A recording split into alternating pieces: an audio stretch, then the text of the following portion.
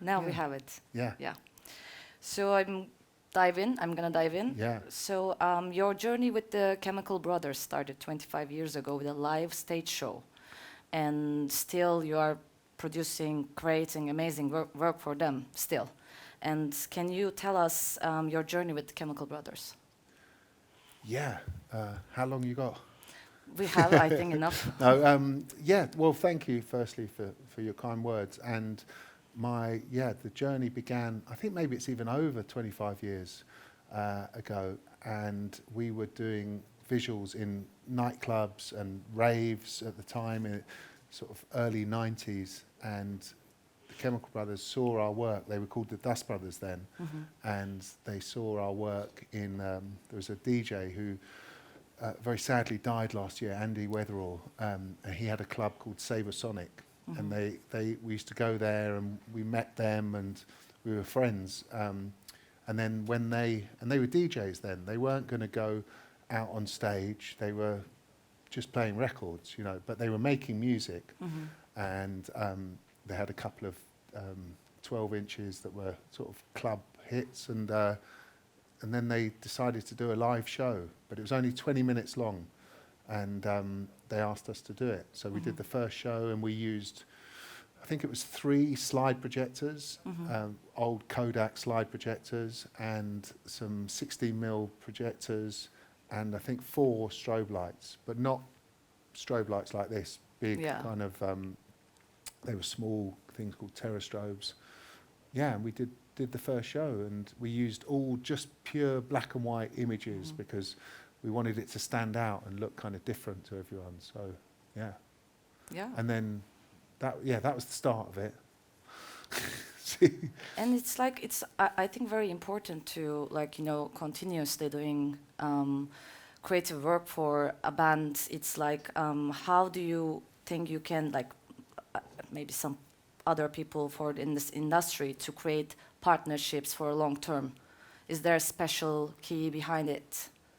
I think it's, you know, trust and belief and empowerment. They're amazing about that, and they always have been very supportive, and you know, you feel believed in and trusted, and they kind of love what I've done. You know, I've worked with different people along the way, but they've really always liked what I've done and encouraged it, you know, and let, I mean, you can see from their artwork and their music videos is that when they have creative collaborators, the Chemical Brothers, they let artists do what artists do. They don't try and control it and micromanage. So basically, you have creative this freedom. Yeah. And I mean, sometimes, you know, if there's something they don't like, of course they say, but you know, the notes are usually, if they have any comments, that's usually like, no, you should push that further. You know, it's like artist to artist, not, you know, like I work in film and television as well, and that's controlled by a lot of people that aren't artists, you know, and so you get notes that aren't, you know, so I really feel very lucky, you know. It's fun as well, and there's a freedom to it. But you know, if you'd asked me 25 years ago if I thought I'd still be doing, you know, you don't, do you? When you're young, you're just kind of, you're in the moment and you don't plan. It's happened very organically and naturally, you know. That's and the best way. as they've grown, our shows have grown, you know, and the budgets have grown, and they, you know, they invest in these visuals. These aren't kind of motion, you know, a lot of visuals for bands are kind of motion graphic stuff that's done relatively cheaply, you know, whereas these shoots that we do are big. They're like film shoots or you know, commercial or music video. You know, these days they probably spend more money on a visuals piece than they do on a music video. You know? That's why I was aiming to ask, because not in the old days. There used to be bigger budget, but now it's changed, music videos. You know, but sorry, I interrupted. No, I was going to ask the same. You know, there's a huge development during those years. You know, like everything like moves. The budgets are higher, and like everything is higher. So also the technology changed, and it was, I think, much maybe easier, or like the development part. I mean, yeah, it's as I said, we used to use analog equipment and slide projectors, and it was more like a 1970s audiovisual show meets 60s light show, you know, the equipment we were using, which was, you know, antique and vintage, even for that time in the 90s, you know. But yeah, we've grown, and we use these amazing LED screens now, and these incredible lights, and the detail that we have now is beautiful. You know, we work with an amazing man that's here tonight, JC, our lighting designer and programmer, and I think we've got, what, 9,000 cues? Did you do that? Over 9,000 cues in the show, and like most live shows have maybe 2,000 or something. Wow. You know, we've got 9,000 because there's interactions that happen. You know, when the visual does one thing, the lights will do something. So they're integrated. You know, so we have, you know, in one visual for the live show, we've got these characters on the screen that have got these torches, and then we have a lights behind the screen, and it's like a screen that you can put lights through because it's called a stealth screen, and the characters on the screen point lights into the audience, and there's that three-dimensionality. But that's, you know, that detail and that technology, we would never have been able to do 25 years ago, and truth is, we'd never be able to do it as well as we do it now, were it not for, you know, the man sitting over there, because he's a genius with what he makes. You know, we ask him to do things with lights that it's as if we're doing an animation. You know, it seems like to me you always found a way to capture the audience on a different level. Oh, that's nice. Even now, like, you know, it's like it's just so many different things that keeps us focused on the work exactly, and it's, I think, thinking ahead of time. Yeah, and it's the music that is the inspiration of the music, because, you know, it's not that many bands that you can say consistently have produced great music, you know, arguably getting better, you know. Usually it's like the first two albums are great, and then, not always, but, you know, Tom and Ed, the Chemical Brothers, are incredible in that they keep making this inspiring music, and we want to bring it to life, and we want to, you know, in the live show, we want to bring it to an audience and exaggerate the emotions that the music is bringing, and make this experience that people feel part of. You know, we want to immerse. We try and do it in the live show. That's why the lights go into the audience. We have these balloons. We have confetti drops, so that it's not. We try and join the visuals, the music, and the audience, and make that all come together, you know.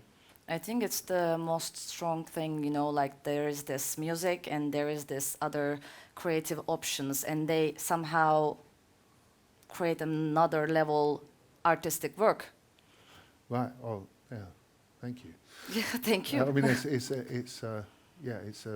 a real pleasure to do, you know. And coming here is so nice. I was just doing what we're doing here yesterday, and I just felt so like I love doing this, you know.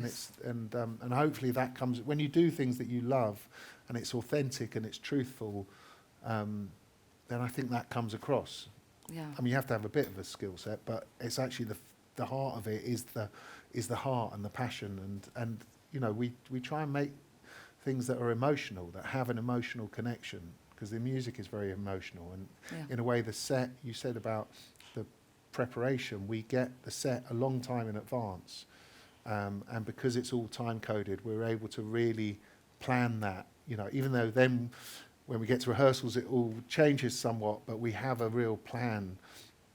And Tom and Ed invest in, you know, we spend, I don't know, what do we, like a month programming beforehand, just the lights, you know, and but at the same time, it's like, why would it puzzles me sometimes with live shows where you've got all this really expensive equipment, and you've not spent any money on planning what goes on to there, you know. So, yeah. So I think what you achieved with them is like, you know, changing the music industry culture or another level, and inspired, I think, so many musicians while they change their stage shows and stuff like that. So I think musically and visually, you inspired many people and kind of changed the culture a bit. Oh, that, I don't know, but that's a Yeah. lovely thing to say, and I think that's, you know, when I see great things that I love, it makes me want to create and makes me want to do things, and if we can have a little bit of that effect, then it's amazing. Yeah. And it's a beautiful thing when sometimes when you're watching in the audience a show and you just see the joy that it gives people, and to be part of something that gives people joy and connects people. You know, we live in a very disconnected world, and when everyone's together in a, you know, a festival or a concert, or hopefully in this environment too, that they feel connected. You know, they feel it's a very primal need in us, I believe, that the need for wanting to be in the dark with music. You know, there's something. There's a anthropologist, which is someone who studies humans, basically. He told me this story once, that there's a theory that why people love being together and dancing and music is because, you know, however many hundreds of thousands of years ago, we would be in the cave and there'd be a saber-toothed tiger at the edge of the cave about to come in, and everyone would stand round. There might be only like 5 or 6 people, and they'd start doing this polyphonic singing, like, "Oh, oh, oh, oh," and it would echo, and there'd only have to be a few people, and that would echo around the cave, and they'd kind of dance, and that would scare the saber-toothed tiger away. And that's why we like that. Anyway, I'm going off on a bit of a tangent, but it's kind of interesting. I was like, it is interesting. Yeah, that makes sense. That sort of touches me somehow, you know, and I guess to be part of that lineage is interesting, you know. That's why we can say there is a huge power in music on every kind. Yeah. It comes from ancient ages. It's exactly. in our DNA, basically. And dance as well, I think, Yeah. you know. And dance is a massive part of the show, of the, you know, we get, we work with amazing performers. We work with a dancer, Akram Khan, who's incredible, Gecko Theatre, a friend called Amit, who helps us with all the, you know, basically directs all the movement. We'll talk about the feeling and the movement. And for this show, for example, it was about this piece for Keep On. It was inspired. Have you seen a film called Paris is Burning? Yeah. Which is the New York voguing. Yeah. So you wouldn't necessarily know that that's... Yeah. But actually that was the inspiration. I loved that film. And it's an amazing film. And I loved the kind of the voguing and the sort of catwalk feel. And when I heard this song, it made me think of that. And we work with a lot of dancers, and it's wonderful. It's not just like random moves. There's a hint, like, that you can secretly put on those into the choreography, and basically it's like I think it makes us, when we watch it, it's like we are very captured by it. So it's like somehow goes somewhere and like makes us think, okay, I know it's from somewhere. It's like nice references, I think. So can I switch to the Don't Think documentary? Can you tell us a bit more about it? We made a film called Don't Think, which was a live concert film, when we'd never done a concert film before, and a lot of and we hadn't really let a lot of people film the show, apart from festivals like Glastonbury, and it was just time to capture the show, you know. And it was, we used to get frustrated by the, you know, there's a way of shooting a festival that's a bit of a formulaic, you know. It's a bit of a system of like, okay, you get the swooping crane shot of the crowd, you get camera there, you know. It's a system, you know, and we wanted to break that and do something else, and we wanted to really take the audience. What's it like to be at a concert? How do you capture what it's like to be at a concert? You don't see this crane shot of an audience. What you see is you're bustled up next to someone and you see sort of through their hand and the back of someone's head and the smell of someone's armpit and the pretty girl or the pretty boy that's next to you, and you know, and it's that, if you're lucky, you know, but it's that that thing that that happens, and so we thought, how do we capture that? Yeah. And I'm also I'm a director. I do film and TV and drama, and I love that side of what I do. So, you know, we adopted this very, in a way, conventional drama approach to it. So, you know, I see your face, I see what you see, I see the reaction to what you see. You know, that basic sort of cinematic language, and that's and then you connect. You know, we sort of had a character that we put into the audience who was actually a girlfriend of one of the editors. She's a real character. She's amazing. She's a massive Chemical Brothers fan, but she's very charismatic and funny and mischievous, and it captured, you know, what kind of, I guess, what some of our work is like, and what Tom's music's like. In a way, it's got, you know, it's got this darkness, it's got this love, but it's also got sometimes got this kind of mischief, you know. And she was in the audience as our kind of lead character, but we also filmed all these other, you know, we concentrated on the reaction shot, basically, which is sometimes in drama is better than the person saying the lines. Do you know what I mean? If you've got a good performer, and then we wanted to. We filmed it at this incredible festival called the Fuji Festival in Japan, and we wanted to take the visual connect. We wanted to shoot in this amazing festival, and we wanted to connect the show with the festival. So we got Marcus, who I work with, who's Smith&Lyall. We've done the show together for the last 10, 12 years. He found this guy that has a projector that you can mount on yourself. So we were projecting images from the visuals on the ground and on different bits in part of the festival, and yeah, it was really good fun to make, and hopefully, and then in the edit, we didn't want it just to be like just straight footage, you know.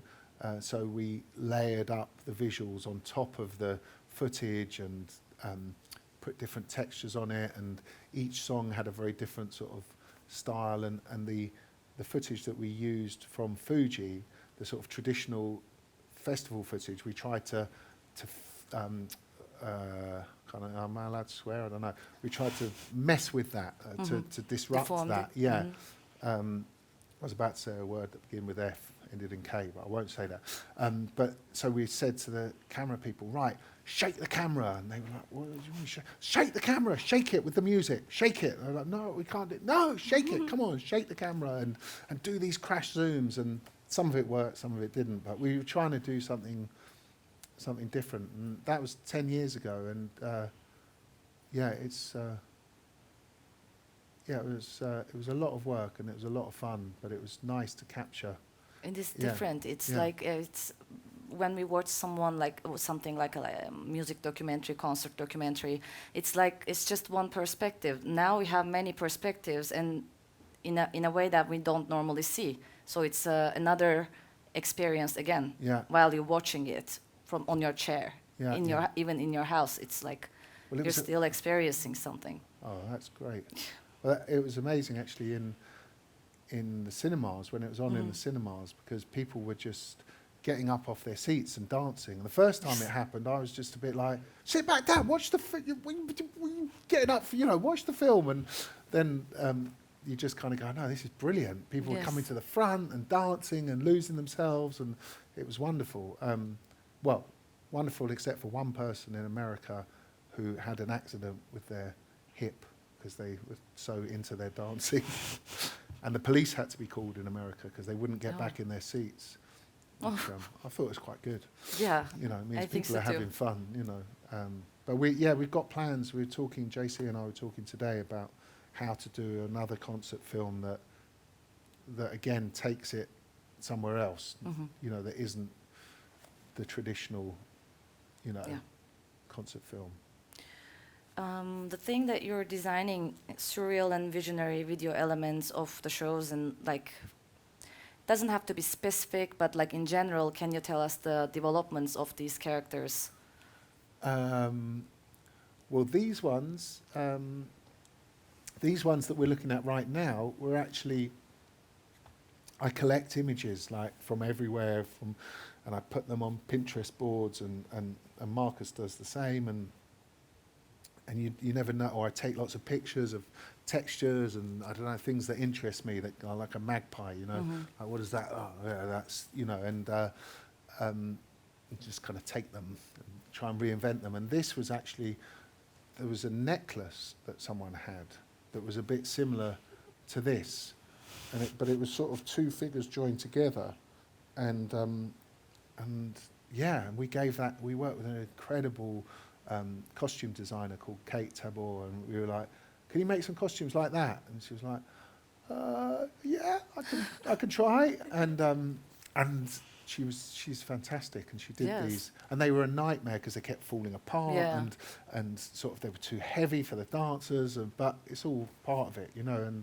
And then the other ones that were in this piece for Keep On, there was one reference that I had, which I was like, let's just do this. And Marcus, sometimes the dynamic between us, I'm kind of like, there it is, there's the idea. And he's a bit more like, that's someone else's idea, we've got to change it. And I'm like, we are changing it, we're making it into visuals. Or, I mean, he didn't mind with the necklace because that was different enough. But I showed him this reference, and he was like, well, we can't just rip that off, you know. And I was like, well, no, it's homage. Anyway, so and he gets a bit angry with me, so he went off and worked on the computer, and he did the other costumes, which are he's brilliant on the computer. So he did Cinema 4D. He made the designs in Cinema 4D. So they're very,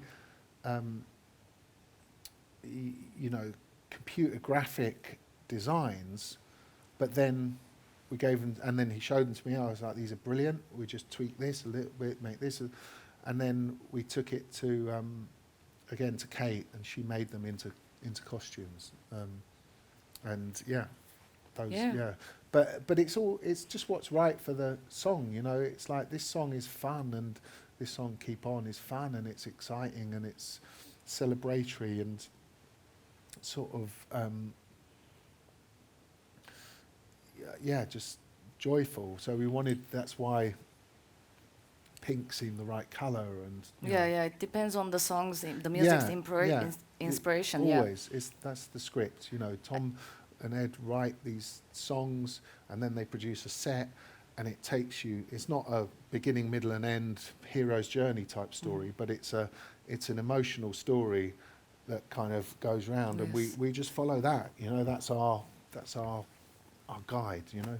I also remember from a show when they were performing Galvanize, there was an angry man face, like all digital face, and like it's all depends on the song, and like the feeling, we see it at the exact time. Yeah.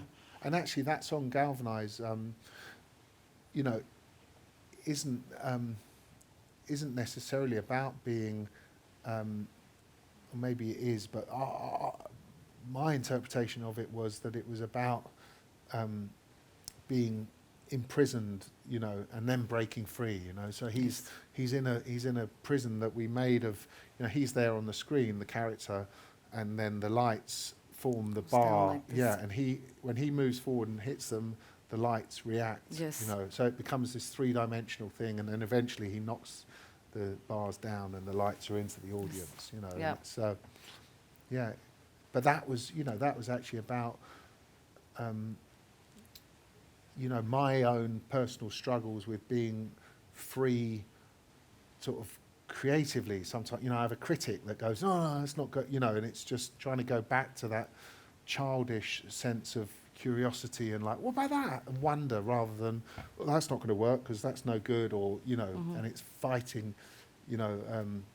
I feel actually in a better place now than I did when we came up with that, but for me, quite often there's an internal battle of between a critic and a little, a curious, creative child that wants to try things out. So it was about that. No one will ever get that explicitly or directly, but hopefully they feel it. Because actually there's a happy ending. He gets out. Yeah. He breaks free. It's possible. Yeah. Liberation is possible. Personal, whatever. Yeah. I think it was perfect, all the visuals working with a meaning. I think it's amazing. Maybe you can share us with a story of you, with the Chemical Brothers, in your memory, one of the most maybe exciting moments or emotional, perhaps. Yeah. You put me on the spot. I can't think of anything specifically that comes to mind, but just a feeling really of just there's a really beautiful feeling kind of before a show, especially when it's like a Glastonbury type show or a Fuji show. There's a feeling in the dressing room beforehand, and then there's a feeling afterwards. When it's been, because it's interesting. Sometimes the gigs are, they're always good, and the crowd is always good, really. But sometimes something happens that's just, and I never understood this until there was one year when Ed was studying, and I stepped in for Ed on stage, and it was the strangest summer job I've ever had.